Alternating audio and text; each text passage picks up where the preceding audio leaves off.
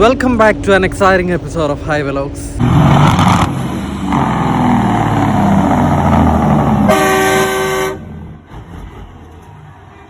നമ്മളിപ്പോൾ ഇന്ത്യാനയിൽ എവിടെയാണോ ഉള്ളത്, ഒരു ലൗസിൽ നിർത്തി നമ്മുടെ ദേവസ്യാച്ചൻ ബ്രേക്ക് എടുക്കാൻ നിർത്തിയതായിരുന്നു.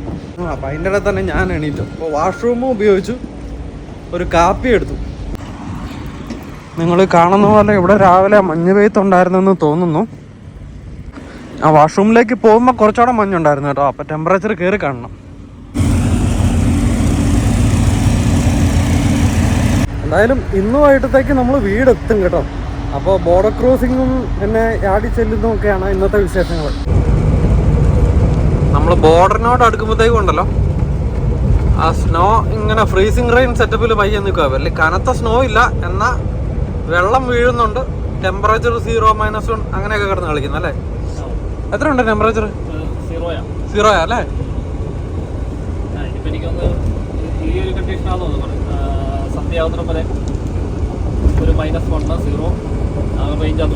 ഈ ഒരു വെതർ തന്നെ ആയിരിക്കും അങ്ങോട്ട്. വലിയ വെള്ളിയൊന്നും കിട്ടാതെ അങ്ങ് യാടെത്തിയാൽ മതിയായിരുന്നു. സാറേ, നമ്മുടെ പ്രേക്ഷകർ കുറച്ച് സംശയങ്ങളൊക്കെ ചോദിച്ചിട്ടുണ്ടായിരുന്നു. നമുക്ക് അതിനൊക്കെ ഉത്തരവൊക്കെ പറഞ്ഞുകൊണ്ടങ്ങ് പോയാലോ? അലീസിയോ അരീക്കൽ എന്ന് പറയുന്ന ഒരു ബ്രോ നമ്മളോട് ചോദിച്ചിട്ടുണ്ട്. Great content. I would love to know more about the cost of living in Canada, especially handling medical emergencies. How do hospital costs and specialist visits work for newcomers? Are there hidden health insurance costs or specific provincial waiting periods we should be aware of? Thanks if you can answer, and safe travels. സാറിന് കുറച്ചുകൂടെ അടിപൊളിയായിട്ട് പറയാൻ പറ്റുമായിരിക്കും, ഒരു nursing ബാക്ക്ഗ്രൗണ്ടിൽ നിന്നൊക്കെ നിൽക്കുന്നുണ്ട്. അല്ല, അത് നഴ്സിംഗ് ബാക്ക്ഗ്രൗണ്ട് അല്ല. ഇവിടെ ഇപ്പം അസുഖമായിട്ട് പോകുന്നവർക്കാണ് കൂടുതൽ കുറച്ചുകൂടെ. സത്യം. പൊതുവെ ഒരു കംപ്ലൈന്റ് ഉണ്ടല്ലോ നമ്മുടെ ഇവിടുത്തെ മെഡിക്കൽ സിസ്റ്റം മാത്രം പോരാന്നൊക്കെ. എമർജൻസി ആണെങ്കിൽ ഓക്കെയാണ്. എമർജൻസി ചെന്നാൽ അന്നേരം ഇവര് അത് കൈകാര്യം ചെയ്യും. അത് ശരിക്കും പറഞ്ഞു കഴിഞ്ഞാൽ നമ്മുടെ ഓരോ ഫാമിലിയും കാനഡയിൽ വന്നു കഴിയുമ്പോഴത്തേക്ക് നമുക്ക് ഓരോരുത്തർക്കും അവരുടെ ഒരു ഫാമിലി ഡോക്ടറിനെ പോയി രജിസ്റ്റർ ചെയ്യണേ. അപ്പം നമ്മൾ സ്ഥിരമായിട്ടും ആ ഒരു ഫാമിലി ഡോക്ടറിനെ ആയിരിക്കും നമുക്ക് എന്ത് അസുഖം ഉണ്ടെങ്കിലും നമ്മൾ പോയി കാണുന്നത്. അപ്പം അങ്ങനത്തെ സാഹചര്യങ്ങളിലാണ് നമുക്കിതുപോലെ അസുഖം വരുമ്പോഴത്തേക്ക് നമുക്ക് ഏത് ഡോക്ടറിനും പോയി കാണാൻ പറ്റില്ല. നമ്മൾ ആ ഡോക്ടറിൻ്റെ അടുത്ത് അപ്പോയിൻമെൻ്റ് എടുത്ത് അവരുടെ അവൈലബിലിറ്റി അനുസരിച്ച് വേണം നമ്മൾ കാണാൻ വേണ്ടിയിട്ട്. അതുകൊണ്ടാണ് ഈ വെയിറ്റിംഗ് പീരീഡ് വരുന്നത്. പക്ഷേ ഒരു എമർജൻസി ഉണ്ടായി നമുക്ക് എമർജൻസി പോയി കഴിഞ്ഞാൽ അത്യാവശ്യം അവിടുത്തെ അസുഖത്തിൻ്റെ സീരിയസ്നെസ്സിന് അനുസരിച്ച്, അതായത് ഇപ്പം നമ്മൾ എമർജൻസി ആണെങ്കിലും നമ്മൾ 911 വിളിച്ച് ആംബുലൻസ് അവരുടെ ഇതിൽ പോയാൽ അപ്പോൾ അതിൽ തന്നെ അവർ ഒരു നേഴ്സസ് ഉണ്ട്, പാരാമെഡിക്കൽ, അവർ ചെക്ക് ചെയ്യും ഇത് ശരിക്കും ജെന്യൂൻ ആണെന്നുണ്ടെങ്കിൽ അവർ അന്നേരം തന്നെ അത് ഡയറക്റ്റ് ആയിട്ട് അതിൻ്റെ എന്താണ് കാര്യങ്ങൾ അത് ഹോസ്പിറ്റലിൽ ചെല്ലുമ്പോൾ തന്നെ ഇത് കാര്യങ്ങൾ പ്രിപ്പയർ. അതല്ലാന്നുണ്ടെങ്കിൽ നമ്മൾ എമർജൻസിയിൽ ലോങ് ടൈം വെയിറ്റ് ചെയ്യേണ്ടി വരും. ഇപ്പോൾ ഇൻ കേസ് ഇപ്പോൾ പെട്ടെന്ന് നമ്മൾ തന്നെ നേരെ ഹോസ്പിറ്റലിലേക്ക് ഡ്രൈവ് ചെയ്ത് പോവുക, അല്ലെങ്കിൽ ഒരു എമർജൻസിയിലേക്ക് പോയാൽ ഇവിടുത്തെ വെയിറ്റിംഗ് ടൈം എന്ന് പറയുന്ന ഒരു നോർമലി ഒരു 3 to 5 ആണ് ഒരു ആവറേജ് വെയിറ്റിംഗ് ടൈം. അവേഴ്സ് അത് കൂടി വരും. അതെ. അപ്പം പിന്നെ ആകെ ഉള്ളത് ചെസ്റ്റ് പെയിൻ എന്നൊക്കെ പറഞ്ഞാൽ മാത്രം ഒരു പക്ഷേ അവർ ചിലപ്പം കുറച്ചുകൂടെ കൺസിഡർ ചെയ്യും. അല്ലെങ്കിൽ നമ്മളവിടെ ഇരുന്ന് ഇങ്ങനെ അതിപ്പോൾ വയറുവേദന അങ്ങനെയൊക്കെ ചെന്നാൽ പോലും അവിടെ ഇരിക്കേണ്ടി വരും. സ്പെഷ്യലിസ്റ്റിനെ കിട്ടുക എന്ന് പറഞ്ഞാൽ അത് ഇങ്ങനെ ചിലപ്പോൾ മാസങ്ങളോടെ നമുക്ക് വെയിറ്റ് ചെയ്യേണ്ടി വരും. അതൊക്കെയാണ് ഇവിടുത്തെ ഒരു മെയിൻ വിഷയം. ഇപ്പം നാട്ടിലാണെന്നുണ്ടെങ്കിൽ സ്പെഷ്യലിസ്റ്റിനെ നമുക്ക് ഡയറക്റ്റ് പോകാം. പക്ഷേ ഇവിടെ ഇപ്പോൾ ഫാമിലി ഡോക്ടറെ റെഫർ ചെയ്ത് അല്ലെങ്കിൽ ഇപ്പോൾ എമർജൻസി നമ്മൾ ചെന്നു, അവിടുത്തെ ആ എമർജൻസി ആയിട്ടുള്ള സിറ്റുവേഷൻ കഴിഞ്ഞു, അത് കഴിഞ്ഞ് നമുക്ക് ആ സ്പെഷ്യലിസ്റ്റിൻ്റെ കൺസൾട്ടേഷൻ വേണമെങ്കിൽ അവർ അതിൻ്റെ റെഫറൻസ് കൊടുത്തു കഴിഞ്ഞിട്ട് പിന്നെ അവിടുത്തെ ആ സ്പെഷ്യലിസ്റ്റിൻ്റെ ഓഫീസിൽ നിന്ന് കോള് വിളിക്കണം, നമുക്ക് ഇന്ന ദിവസം അതൊരു 2-3 മാസത്തേക്കെങ്കിലും എടുക്കും. അവിടെയാണ് നമുക്ക് പൊതുവെ വളരെ ബുദ്ധിമുട്ട് വരുന്നത്.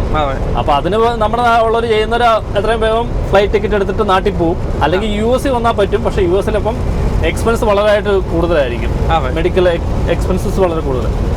പിന്നെ ഒരു ഇത് ചെയ്യാൻ പറ്റുന്നത് നമുക്ക് വേണേൽ നാട്ടിലുള്ള ഇപ്പം ഈ വീഡിയോ കോൺഫറൻസിങ്ങും കാര്യങ്ങളൊക്കെ ഉള്ളതുകൊണ്ട് നമ്മുടെ അവിടുത്തെ വലിയ ഹോസ്പിറ്റലിലേക്ക് ഡോക്ടറുകളെ നമുക്ക് വീഡിയോ കോൾ ചെയ്യാം.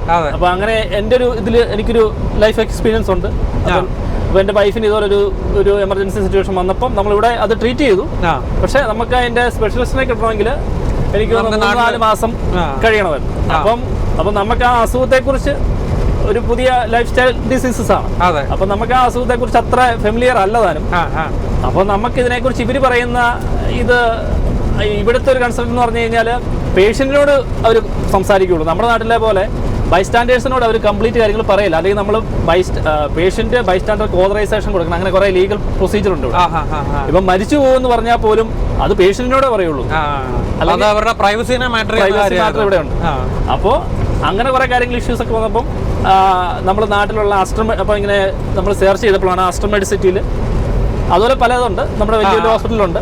ഈ സൺറൈസ് ഹോസ്പിറ്റലും ഒക്കെ ഇപ്പം എല്ലാം ഉണ്ട്. അപ്പം നമുക്ക് ചെറിയൊരു നാട്ടിലെ 500 രൂപയൊക്കെ ഉള്ളായിരുന്നുള്ളൂ അന്ന്. അതിപ്പോൾ ഏകദേശം 2-3 വർഷമായി.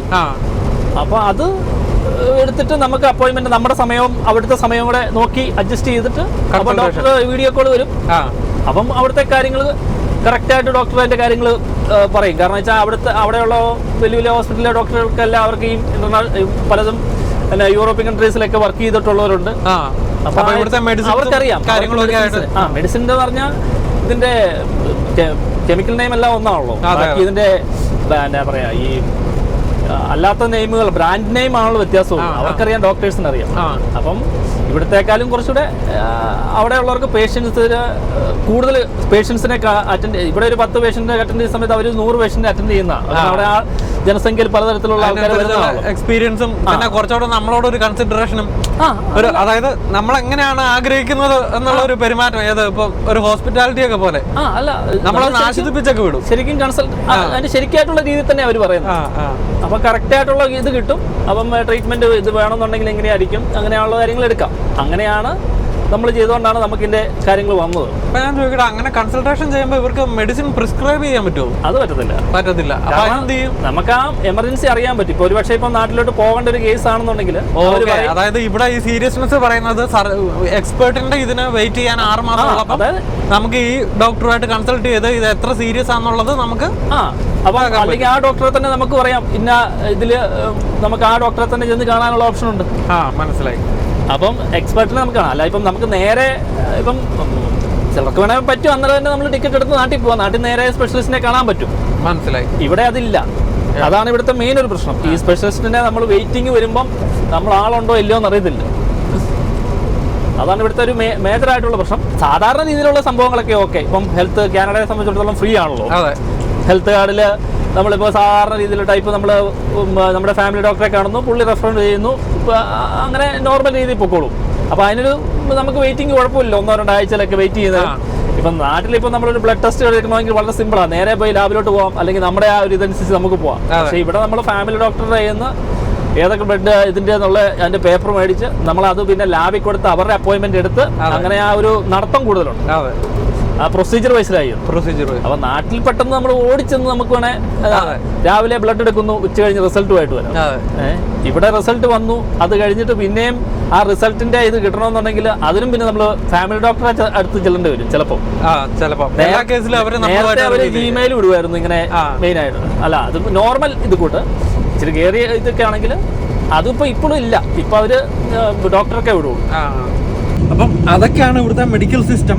അപ്പം അത് പറയുമ്പോൾ തന്നെ പറയട്ടെ, ഇപ്പം നമ്മൾ ഈ പറയുന്ന പോലെ ഇന്ത്യയിലാണേലും അല്ലെങ്കിൽ ഇപ്പോൾ US ചെന്നാലും നമുക്ക് പെട്ടെന്ന് ഡോക്ടറിനെ ആക്സസ് ചെയ്യാം എന്നുള്ള ഒരു സാധനം വരുമ്പോഴത്തേക്കും നമുക്ക് കാനഡയിലെ മെഡിക്കൽ സിസ്റ്റം ഫ്രീ ആണ്. ഇപ്പോൾ US-ലാണേലും ഇപ്പോൾ അത് ഇൻഷുറൻസ് പേയ്മെൻറ്റ് ചെയ്യുന്നുണ്ട്, അല്ല കയ്യിൽ നിന്ന് പൈസ കൊടുക്കുന്നുണ്ട്. നമ്മുടെ നാട്ടിലും പ്രൈവറ്റ് ഹോസ്പിറ്റൽസ് ഉണ്ട്. അപ്പോൾ അത് പറയുമ്പോൾ തന്നെ നമ്മുടെ കാനഡയിലും പ്രൈവറ്റ് ഹോസ്പിറ്റൽസ് ഉണ്ടല്ലോ. നമുക്ക് പെട്ടെന്ന് ഇപ്പം ഈ പറയുന്ന മെഡിക്കൽ സിസ്റ്റം ഫ്രീ ആയിട്ടുള്ള കാര്യങ്ങളിലാണ് നമുക്ക് ഇത്രയും ഡിലേ വരുന്നത്. എന്നാൽ പ്രൈവറ്റ് ആയിട്ട് ഡോക്ടേഴ്സിനെ കൺസൾട്ട് ചെയ്യാവുന്ന പരിപാടികളില്ലേ? പൈസ ഹോസ്പിറ്റലില്ല, പക്ഷേ ഡോക്ടറിന് അപ്പൊ ആ ഡോക്ടർ ഒരുപക്ഷെ സർജറി പോലെയുള്ള സാധനങ്ങളൊന്നും ചെയ്യാൻ പറ്റില്ല, ജസ്റ്റ് കൺസൾട്ടേഷൻ ചെയ്യാം. അപ്പൊ ആ കാര്യം ഞാൻ പറഞ്ഞ സ്പെഷ്യലിസ്റ്റിന് ആ ഡോക്ടർ വെയിറ്റിംഗിലായിരിക്കും. ഓൾറെഡി ഡോക്ടറിന് ചിലപ്പോൾ ഡോക്ടറിന് കാണും അത് ഇപ്പോൾ ഒരു 50 പേഷ്യന്റിനെ അക്കോമഡേറ്റ് ചെയ്യുന്ന ഡോക്ടറാണെങ്കിൽ ഓൾറെഡി 150 പേരുടെ ഇത് റിക്വസ്റ്റ് വന്നിട്ട് വേണം. അപ്പൊ അതിൽ നിന്ന് മജോറിറ്റി അനുസരിച്ചായിരിക്കും വിളിക്കുന്നത്. അപ്പൊ നമ്മുടെ കേസ് ചിലപ്പോൾ അതിന് മജോറിറ്റി വരണമെന്നില്ല. അങ്ങനെയാണ് വെയിറ്റിംഗ് വരുന്നത്. അപ്പം എന്തായാലും ചില കാര്യങ്ങളിൽ ഒരു ചെറിയ വെയിറ്റിംഗ് പീരീഡ് ഉള്ളതായിട്ട് പൊതുവെ ഇവിടെ ഉള്ളവരെല്ലാം കംപ്ലൈന്റ് പറയാറുണ്ട്. പക്ഷെ ഈയിടെ നമ്മുടെ പിങ്ക് പോഡ്കാസ്റ്റിൻ്റെ അകത്ത് ഒരു ഡോക്ടർ, അത് എന്നാത്തിൻ്റെ ഡോക്ടറായിരുന്നു, നമ്മുടെ ഹോർമോൺ സ്പെഷ്യലിസ്റ്റ് ആയിട്ടുള്ള ഒരു ഡോക്ടർ വന്നപ്പോഴത്തേക്കും പുള്ളി ഇതുപോലെ പറയുമായിരുന്നു. അതായത് നമുക്കൊരു ടെൻഡൻസി ഉണ്ട്, എന്ത് സംശയം വന്നാലും ഓടി ഡോക്ടറിൻ്റെ അടുത്തേക്ക് ചെല്ലാൻ വേണ്ടിയിട്ടുള്ളത്. അപ്പം നമ്മളെല്ലാം ഓടി അങ്ങ് പോകും. അപ്പോൾ അത് ഒരു കണക്കിന് ഡോക്ടർമാർക്ക് ചെയ്യാൻ പറ്റാത്ത അത് മിസ്യൂസിങ് ഓഫ് ഒരു പരിപാടിയാണ്. അപ്പം പുള്ളി പറയുമായിരുന്നു, അതിനൊക്കെ ഈ വിദേശത്തുള്ള ഒരു സെറ്റപ്പ് ഉണ്ടല്ലോ, ഈ പറയുന്ന പോലെ ഡോക്ടർമാർ നോക്കി പ്രയോറിറ്റൈസ്ഡ് ആണെങ്കിൽ മാത്രം ഡിലേ ആയിട്ട് അങ്ങനെ വേണം ചെയ്യാമെന്ന് പറഞ്ഞുകൊണ്ട് പുള്ളി ഈ പിങ്ക് പോഡ്കാസ്റ്റിൻ്റെ അത് നമ്മുടെ നാട്ടിലൊരു ഡോക്ടറിൻ്റെ ഒപ്പീനിയൻ. പക്ഷേ അത് ഇപ്പം അത് പല കണ്ടീഷനെ ഡിപ്പെൻഡ് ചെയ്തിരിക്കും. ഇപ്പം നിങ്ങൾ അതിൻ്റെ ആ ഒരു ഇതിൽ വന്നില്ല, പക്ഷേ 1 month നിങ്ങൾ വെയിറ്റ് ചെയ്തപ്പോൾ നിങ്ങളുടെ ആരോഗ്യസ്ഥിതി മറ്റു പലതും ഇതിനെ അഫക്റ്റ് ചെയ്യാം. മനസ്സിലായോ? ഇത് ആരോഗ്യം എന്ന് പറയുന്നത് നമ്മൾ മെഷീൻ കേട് വന്നിട്ട് പാർട്സ് മാറ്റുന്ന പോലെ അല്ലല്ലോ. കാരണം ആ അസുഖത്തിനെ ഡിപ്പെൻഡ് ചെയ്ത് ചിലപ്പോൾ സൈഡായിട്ട് വേറെ അസുഖങ്ങളും ഉണ്ടാവാം. സത്യമായിട്ടും അതാ അതിൻ്റെ. അപ്പം അത് ഇപ്പോൾ ഞാൻ പറയാം, ഇപ്പോൾ ഒരു ഉദാഹരണമായിട്ട് ഒരു അസുഖം വന്നു, ഇപ്പോൾ ഒരു ബ്ലഡിലെ ഒരു കൗണ്ട് എന്തെങ്കിലും കുറയാം, അത് കയറി ഇറങ്ങി വരുമ്പോൾ ചിലപ്പോൾ അത് ലുക്കീമിയയിലേക്ക് പോവാം, ബ്ലഡ് ക്യാൻസർ പോലെ വരാം, അല്ലെങ്കിൽ വേറെ ബോൺ മാരോ പല ഡിഫറെന്റ് ടൈപ്പിലേക്ക് പോവാം. അതാ സ്പെഷ്യലിസ്റ്റ് ചെയ്യുന്ന ഡോക്ടറിന്റെ അടുത്ത് വന്നാലേ ഇതിന്റെ ഫൈനൽ നമുക്ക് അറിയാൻ പറ്റുള്ളൂ.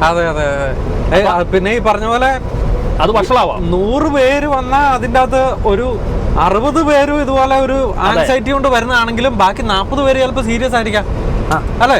അപ്പൊ അതൊക്കെയാണ് ഇവിടുത്തെ മെഡിക്കൽ സിസ്റ്റത്തിനെ കുറിച്ചുള്ള അഭിപ്രായം. അപ്പം ഇതിന്റെ പേരിൽ കാര്യം എന്നാന്നൊക്കെ പറഞ്ഞാലും നമുക്ക് ഈ കൺട്രീനെ ഒരിക്കലും തള്ളി പറയാൻ പറ്റില്ല കേട്ടോ. കാരണം എന്നാന്ന് വെച്ച് കഴിഞ്ഞാൽ ഇപ്പം ഒന്ന് ആലോചിച്ച് നോക്കിക്കേ, നമ്മുടെ നാട്ടിലൊരു സീരിയസ് മെഡിക്കൽ ഇഷ്യൂ വന്ന് നമ്മുടെ ഈ രാഷ്ട്രീയക്കാരെ പോലെയുള്ളവരും സെലിബ്രിറ്റീസ് സിനിമാക്കാരെ പോലെയുള്ളവരും ഒക്കെ കൈ പൈസ ഉള്ളവർക്ക് ഒരു ഡീറ്റെയിൽഡ് ആശുപത്രി പോക്കിനും കൺസൾട്ടേഷനും വേണ്ടിയിട്ട് അവർക്ക് വിദേശ രാജ്യങ്ങളിലേക്ക് ചാടിക്കയറി പോകാം.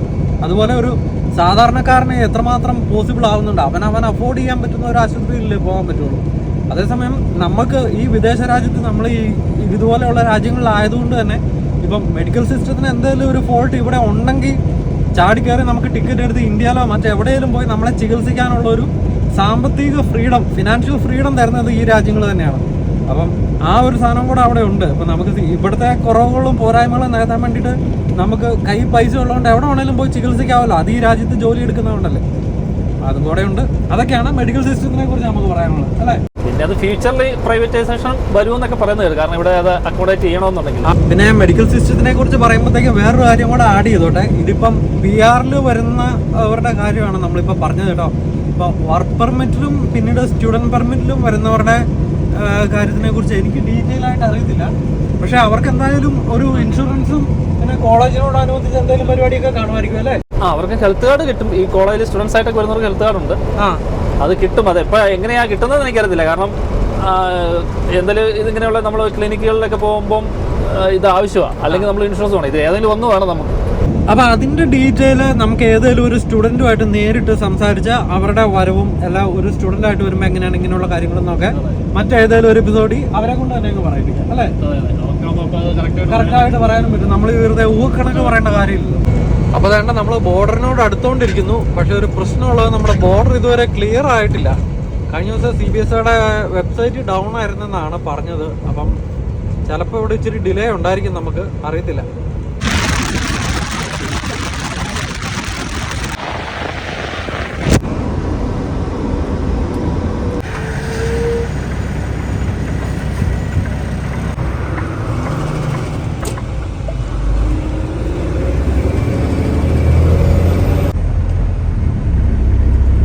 നമ്മൾ നേരത്തെ പറഞ്ഞ പോലെ നമ്മുടെ ലോഡ് ക്ലിയർ ആയിട്ടില്ല.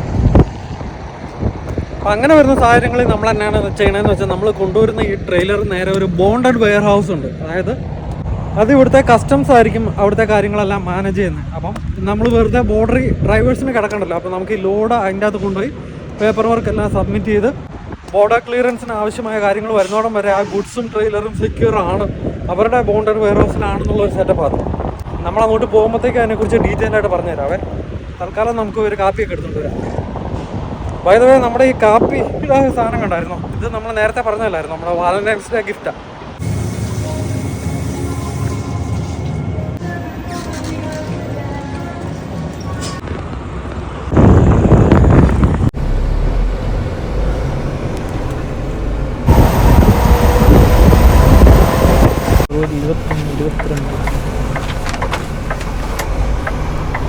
New Mexico.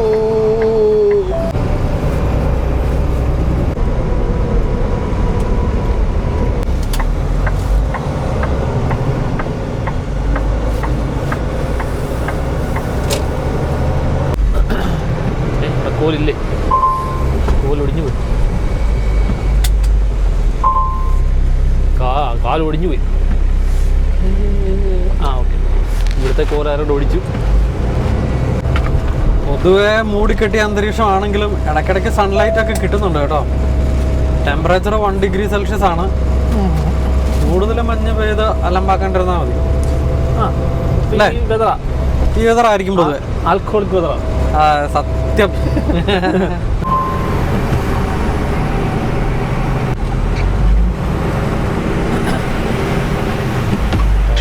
ഓഫ് ചെയ്യും. Thank you.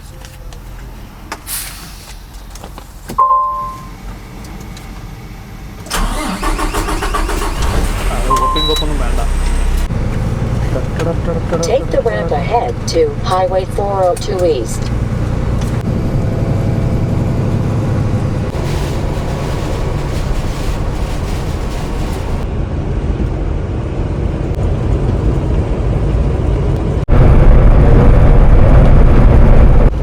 ടൊറന്റോയോട് അടുക്കുമ്പോൾ ഉണ്ടല്ലോ ട്രാഫിക് സ്ലോ ആയി.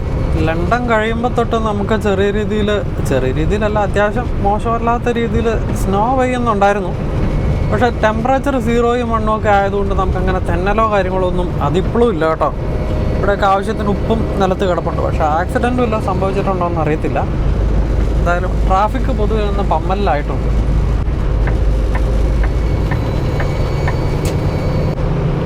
തെന്നുന്നുണ്ട് കേട്ടോ. തെന്നലില്ല എന്ന് നമ്മൾ പറഞ്ഞ് നാക്ക് വായലിട്ടില്ല, ചവിട്ടി ഇപ്പോൾ തെന്നി. അതിനർത്ഥം പയ്യെ പോകുന്നത് വെറുതെ അല്ല. ആൾക്കാർ മൊത്തത്തിൽ അവിടെ നിന്നുള്ളവർ ഇങ്ങോട്ട് വരുന്നതിലും തെന്നുന്നുണ്ട്. അവരെല്ലാം സ്ലോ ആയിട്ടാണ് പോണേ. ഇപ്പോൾ ഒരു ചെറിയ ഇറക്കമാണ് വരുന്നത്. സൂക്ഷിച്ചു പോയേക്കാം.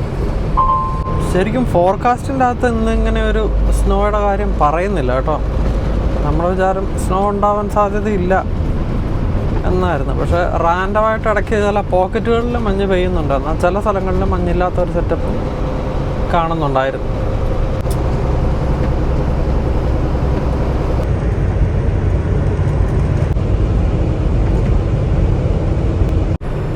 അവിടെ ഇവിടെ ഒറ്റപ്പെട്ട ചില അപകടങ്ങളും കാര്യങ്ങളൊക്കെ കാണാനുണ്ട്. അപ്പോൾ അതെല്ലാം ട്രാഫിക്കിനെ ഡിലേ ആക്കുന്നുണ്ട്. പക്ഷേ ആ സ്നോ പെയ്യുന്നതും റോഡിൽ ബ്ലാക്കേഴ്സ് ഉണ്ടായിരുന്നതൊക്കെ അങ്ങ് മാറി കേട്ടോ. അങ്ങനെ നമ്മൾ വേണ്ട ടൊറന്റോയോട് അടുത്തിരിക്കുകയാണ്. ഇത് ഇപ്പോൾ തന്നെ മിസിസാഗ എത്തും. സാധാരണ അതിൽ നമ്മളിവിടെ എത്തിക്കഴിഞ്ഞ് കഴിഞ്ഞാൽ 401 എക്സ്പ്രസ്സിൽ കയറി അങ്ങ് പോവുക പതിവ്. പക്ഷേ ഇപ്രാവശ്യം നമുക്ക് മിസിസാഗയിലെ ഡിക്സി റോഡിലാണ് നമ്മുടെ ബോണ്ടഡ് വെയർ ഹൗസ് ഉള്ളത്. അവിടെ കൊണ്ട് നമുക്ക് വണ്ടി ഇടണ്ടേ, ട്രെയിലർ ഇടണ്ടേ. അപ്പോൾ അതുകൊണ്ട് നമ്മൾ കളക്ടേഴ്സാണ് പിടിക്കുന്നത് കേട്ടോ. ശരിക്കും ടൊറന്റോയിൽ എങ്ങും നിർത്തേണ്ട ആവശ്യമില്ലാത്തവർക്ക് വേണ്ട ആ എക്സ്പ്രസ്സിൽ കയറി നേരെ വിട്ട് പോയാൽ മതി. പക്ഷേ ടൊറന്റോയുടെ എവിടെയെങ്കിലുമൊക്കെ ഇറങ്ങേണ്ടവർക്ക് പിടിക്കാനുള്ള ലൈനുകളാണ് കളക്ടേഴ്സിൽ മാത്രമേ എക്സിറ്റുകൾ ഉണ്ടായിരിക്കുള്ളൂ.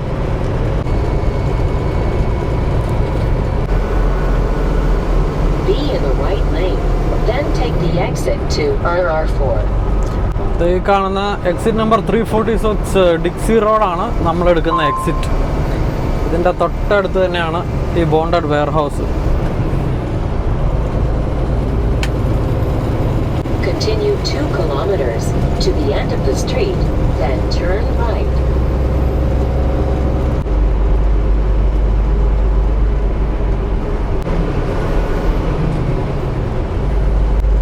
കറക്റ്റ് നമ്മുടെ മുമ്പിൽ ഒരു എയറോപ്ലെയിൻ ഇങ്ങനെ ലാൻഡ് ചെയ്യാൻ വേണ്ടി പോകുന്നുണ്ട് കേട്ടോ. കാരണം നമ്മുടെ ടൊറന്റോ ഇൻ്റർനാഷണൽ എയർപോർട്ട് ഇവിടെ തൊട്ടടുത്ത് തന്നെയാണ്. അത് വീഡിയോയ്ക്ക് അത് കിട്ടിയിട്ടുണ്ടോ എന്ന് അറിയത്തില്ല. കാരണം മൊത്തത്തിൽ സ്നോ പെയ്യുന്ന പോലത്തെ ഒരു മൂടിക്കെട്ടിയ മഴ പെയ്യുന്ന കാലാവസ്ഥയാണ്. At the end of the street, be in either of the 2 right lanes, then turn right.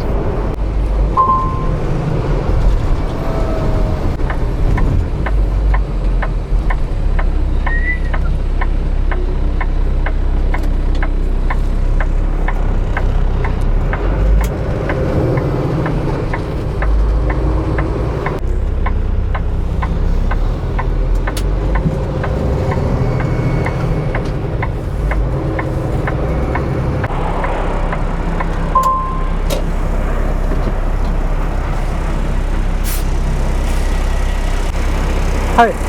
One copy is good, right? Yeah, bound. Okay. Ta ta ta. Please turn on the pole. യാ അങ്ങനത്തതായിരിക്കും. ആ അതെ അതെ ആ അങ്ങേറ്റത് മറ്റേ അതിന്റെ താഴെ മറ്റേ ഗിഗുകാരുടെ ഒരു yard പോലെ കാണില്ലേ? ആ അവിടെയാണ് മറ്റേ എക്സ്പിയോടെയാണ്. ഇപ്പോൾ കസ്റ്റംസിൻ്റെ ക്ലിയറൻസ് കിട്ടാത്ത ലോഡുകളെല്ലാം നമ്മൾ ഇതുപോലെ ബോണ്ടഡ് വെയർ ഹൗസിലേക്ക് കൊണ്ടുവന്ന് പേപ്പർ വർക്ക് കസ്റ്റംസിൻ്റെ അവിടെ നിന്ന് ക്ലിയർ ആകുന്നോടം വരെ നമ്മുടെ ലോഡ് ഇവിടെ ഇട്ടേക്കും. അതാണ് അതിൻ്റെ സെറ്റപ്പ് അല്ലേ? അപ്പോൾ എപ്പോൾ വേണേലും കസ്റ്റംസുകാർക്ക് ഈ സാധനം ആക്സസ് ചെയ്യാം. ഇനിയിപ്പം പേപ്പർ വർക്ക് ക്ലിയർ ആയില്ലെങ്കിൽ അവർക്ക് ഈ ലോഡിൽ സീസ് ചെയ്യുകയും ചെയ്യാം. അതാണ് അതിൻ്റെ ഒരു കാര്യം. ബൈ ദ വേ എൻ്റെ ഒരു ഗുണം എന്നാന്ന് വെച്ചാൽ നമ്മൾ വരുന്ന ഡ്രൈവേഴ്സ് വായുമ്പോൾ ചിരിക്കണ്ട, ഇത് വെയിറ്റ് ചെയ്യണം, ഇത് ക്ലിയർ ആവുന്നോളം വരെ നമുക്ക് വീട്ടിൽ പോവാം അല്ലേ?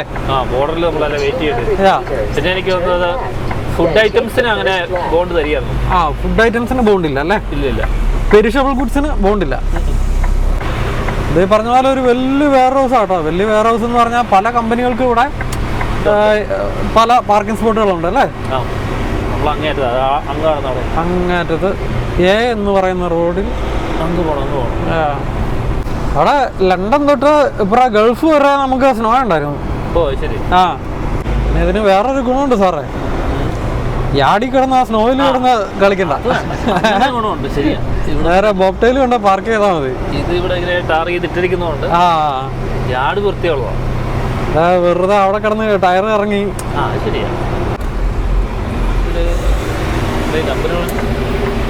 എഴുതിയേക്കുന്നതല്ലോ കാണാൻ നോക്കണം. ഇത് എത്രയാണ്? A45. അപ്പോൾ ഇവിടെയൊക്കെ നമുക്ക് 93 വരെ പറയാം. 22 തൊട്ട് 93 വരെ കിട്ടാലോ. ഇത് 38 ഉണ്ട്.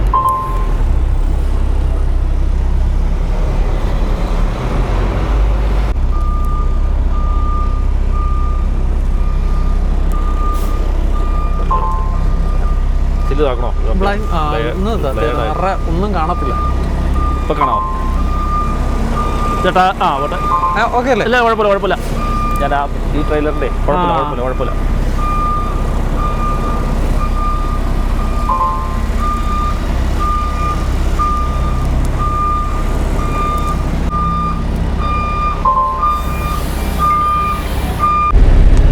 നമ്മുടെ മിറർ നല്ല ചെളിയാ. ഒന്നും മിററിൽ കൂടെ നോക്കിയിട്ട് കാണത്തില്ല. ഒന്ന് വെള്ളം ഒഴിച്ച് ക്ലീൻ ചെയ്തിട്ട് പോയാൽ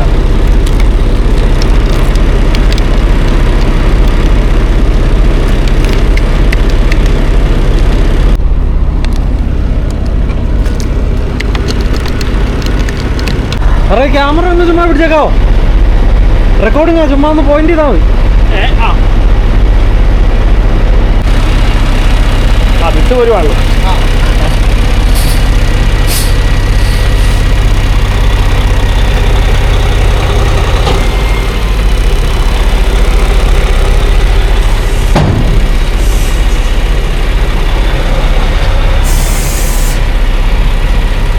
എടുത്തോ.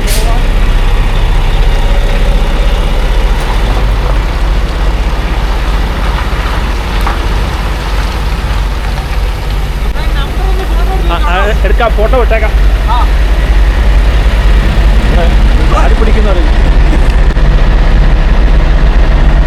അപ്പോൾ എന്തായാലും നമ്മൾ ട്രെയിലർ ഡ്രോപ്പ് ചെയ്തു. ഇനി നമ്പർ അറിഞ്ഞിരിക്കണം. നമുക്ക് ഇറങ്ങി പോകണ വഴിക്ക് ഗേറ്റിൽ എവിടെയാണ് നമ്മൾ പാർക്ക് ചെയ്തേക്കണമെന്ന് പറയണേ. പറഞ്ഞപ്പോഴാണ് ഇതിനോടനുബന്ധിച്ച് തന്നെ ഇവർക്ക് ബോർഡർ പെട്രോളിന്റെ ഓഫീസും ഉണ്ടല്ലേ? അപ്പോൾ നമ്മൾ അതിന്റെ വണ്ടി അവിടെ കിടന്നത്. അപ്പോൾ ഈ ക്ലിയറൻസ് നോക്കാൻ വേണ്ടിയിട്ട് അപ്പോൾ ഇവിടെ ഒരു ഓഫീസും കൂടെ ഉണ്ടാവും. അതെനിക്ക് തോന്നുന്നു ഇവിടെയും തിരിച്ച് നമ്മൾ ഈ സാധനം എടുക്കാൻ വരുമ്പോഴത്തേക്കും ഈ പേപ്പറൊക്കെ കാണിച്ച് ക്ലിയർ ആയതൊക്കെ കാണിച്ച് A76 അല്ലേ? അങ്ങോട്ട് നേരെ എടുത്തു. അവിടെ അങ്ങോട്ട് എടുത്തിട്ട് A76 വിളിച്ച് പറഞ്ഞാൽ. So A76. Yeah? Okay.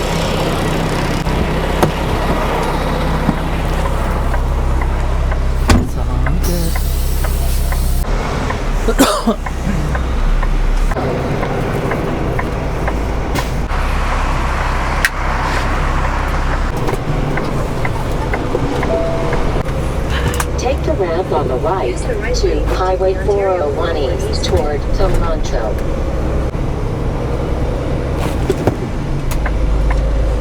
ബോബ്ടെയിൽ ഓടിക്കുമ്പോൾ നമുക്ക് ബാക്കി ട്രെയിലറും വെയിറ്റും ഒന്നും ഇല്ലാത്തതുകൊണ്ട് ഇത് 105 കിലോമീറ്റർ വരെ പറക്കൂട്ടാവും. ബുംന്ന് പറഞ്ഞുകൊണ്ട് സ്പീഡ് കയറും. വാല് മുറിഞ്ഞ പല്ലിയെ പോലെ. വാല് മുറിഞ്ഞ പല്ലിയെ പോലെ ദേവസ്യാച്ചൻ പറഞ്ഞു.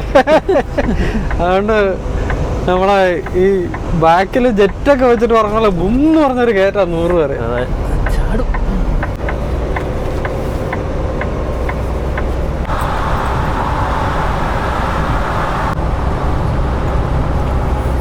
എന്തായാലും ഞായറാഴ്ച വൈകിട്ടായോണ്ടാന്ന് തോന്നുന്നു. നമുക്ക് സാധാരണ ഇവിടെ കാണുന്ന ഒരു തിരക്കില്ലല്ലേ ദേവസ്യാച്ചാ? അതെ അതെ അതെ.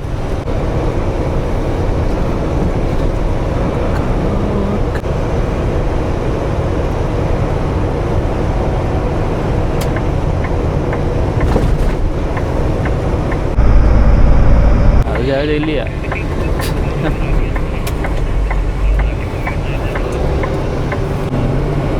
കഴിഞ്ഞ വർഷം 10-13-476.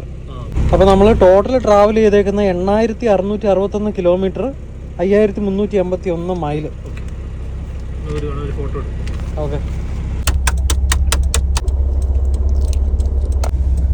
ഇത് നമ്മൾ ചുമ്മാ ഷോ കാണിക്കണതല്ല കേട്ടോ.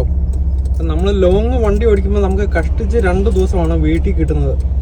ഈ വീട്ടിൽ കിട്ടുന്ന സമയത്ത് മാത്രമേ നമുക്ക് മര്യാദയ്ക്കൊന്ന് വെയിറ്റൊക്കെ എടുത്തിട്ട് ഒന്ന് വർക്കൗട്ട് ചെയ്യാൻ പറ്റുള്ളൂ. കാരണം നമുക്ക് ഈ റോട്ടിൽ വെച്ച് നമ്മൾ വർക്കൗട്ട് ചെയ്യുമ്പോൾ ലിമിറ്റഡ് ആയിട്ടുള്ള ഉടായ്പ ഐറ്റംസ് ഒക്കെ അല്ലേ ചെയ്യാൻ പറ്റുള്ളൂ.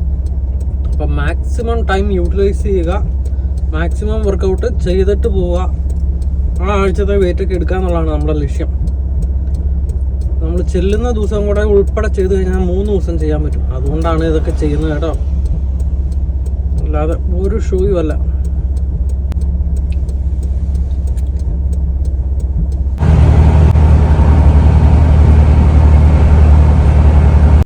വേണ്ട, ഇതാണ് നമ്മളെ വീട്ടിലെ അവസ്ഥ കേട്ടോ. ഇത് സ്നോയുടെ ഒരു വേറെ മായാ ലോകമാണിത്. വിൻ്റർ വണ്ടർലാൻഡ് എന്നൊക്കെ പറയുന്ന പോലെ. നോക്കിയൊക്കെ എത്രമാത്രം സ്നോയാണ് കിടക്കുന്നതെന്ന്.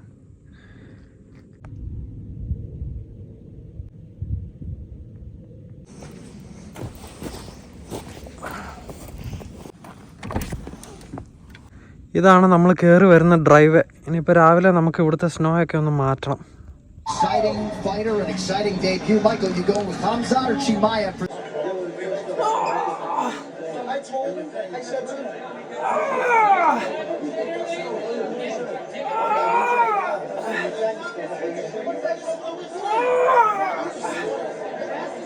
Look at that though, a beautiful head kick straight into.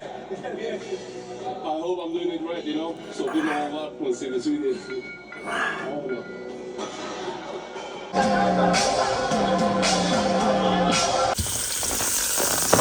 ഡിന്നറിന് ഒരു കിഡിലും മീൻ വറുത്തുണ്ട് കേട്ടോ. ഇതെന്നാ മീനാടി?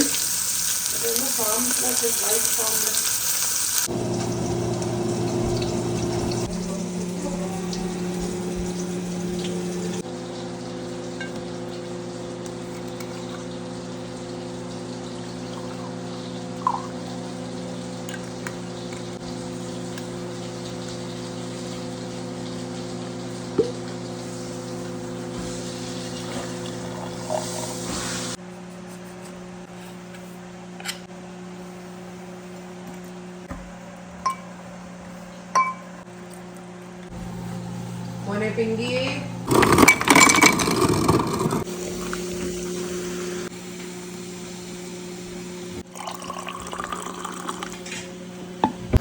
അപ്പം നമുക്ക് മത്തിക്കറിയുണ്ട്, പിന്നെ മീൻ വറുത്തതുണ്ട്. ഇത് രണ്ടുമാണ് ഇന്നത്തെ ഡിന്നറിൻ്റെ സ്പെഷ്യൽ.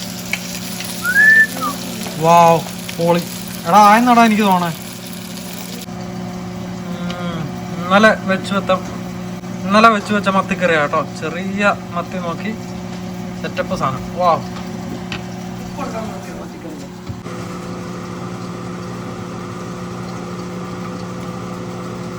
ആ പ്ലേറ്റ് തുടച്ചോ? സൂപ്പർ, അടിപൊളി. ആ പ്ലേറ്റ് ഒന്ന് തുടച്ചേ. അപ്പോൾ നമ്മുടെ പിങ്കാപ്പിക്ക് നാളെ രാവിലെ സ്കൂളുണ്ട്. സമയം 10:30 അപ്പോൾ നമ്മൾ ജിമ്മിൽ പോകേണ്ട ഒരു ഇച്ചിരി താമസിച്ചു. അതുകൊണ്ട് പിങ്കാപ്പിയുടെ ചോറ് കൊടുത്തേക്കാം. ആ വിളിക്കേ 1 4 മോർ. ആ തലമുടി മാറ്റിക്കേ, തലമുടി മാറ്റ്. ആ ആ ആ good job. 1 Only 4 more, okay?